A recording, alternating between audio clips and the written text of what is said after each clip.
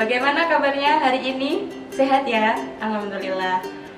Dalam kesempatan yang berbahagia ini, berjumpa lagi dengan Miss Nila dalam pelajaran pengembangan diri atau self development. Nah, mungkin kalian belum tahu ya, pelajaran pengembangan diri ini nanti apa yang akan kalian dapatkan selama semester ini, karena ini adalah mata pelajaran baru begitu. Nah, mata pelajaran ini nanti akan sangat bermanfaat untuk kalian semua, dan tentunya pembelajarannya menyenangkan karena berbeda dengan mata pelajaran yang lain. Nah, yang akan kalian dapatkan nanti apa? Yang pertama, nanti bidang pribadi. Nah, kalian akan diajari bagaimana cara meningkatkan kepercayaan diri, mengembangkan bakat dan minat, seperti itu. Kemudian dalam bidang belajar, bagaimana belajar menggunakan mind mapping. Kemudian karir, kalian sudah kelas 9, harus mulai merencanakan studi lanjut, kalian mau kemana setelah lulus SMP nanti. Dan kemudian bidang sosial, akan diajari bagaimana cara ada berhubungan dengan orang lain, orang yang lebih tua, orang yang lebih muda, atau dengan teman sebaya, seperti itu. Mata pelajaran pengembangan diri ini akan dilaksanakan setiap hari Sabtu, jadi pastikan kalian semua mengikuti pelajaran ini dengan sungguh-sungguh, dan insya Allah akan sangat bermanfaat untuk diri kalian sekarang dan di masa depan. Di pertemuan yang pertama ini, Miss Nila akan sedikit menjelaskan tentang kisah seorang yang sukses di Indonesia, yaitu Bapak Khoirul Tanjung. Nah, tentunya kalian sudah tahu ya siapa itu beliau dan bagaimana usaha-usaha beliau yang sukses sekarang ini, seperti Trans TV, Trans 7, Transmedia. Nah, itu adalah usaha-usaha dan bisnis dan properti Bapak Khoirul Tanjung. Nah, tentunya beliau meraih kesuksesan itu tidak serta-merta atau tidak instan. Pasti banyak sekali jalan yang tidak mudah yang dihadapi oleh beliau. Nah, mungkin kalian juga tahu ya kenapa Bapak Khoirul Tanjung itu dijuluki anak singkong. Nah, kalian tahu kan singkong itu ibaratnya itu kayak anak desa gitu ya.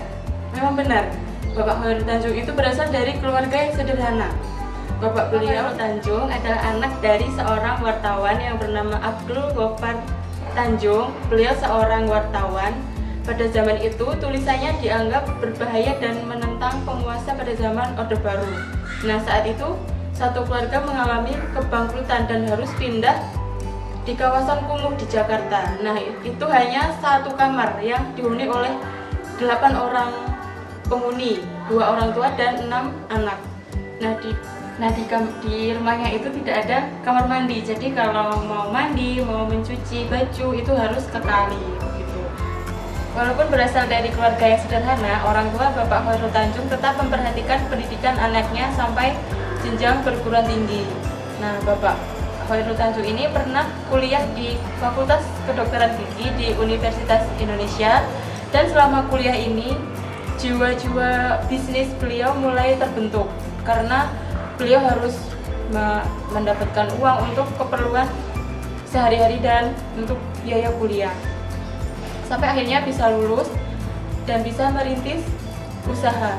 Namun beliau juga mendapatkan banyak masalah, harus berjuang kembali setelah mengalami kebangkrutan dan memulai usaha kembali sampai beberapa kali. Yang pertama adalah usaha beliau menjual peralatan laboratorium dan peralatan kedokteran. Nah, walaupun sempat mengalami kesuksesan, tetapi beliau juga bangkrut dan harus gulung tikar. Kemudian usaha selanjutnya yaitu ekspor sepatu anak bersama 2 orang temannya.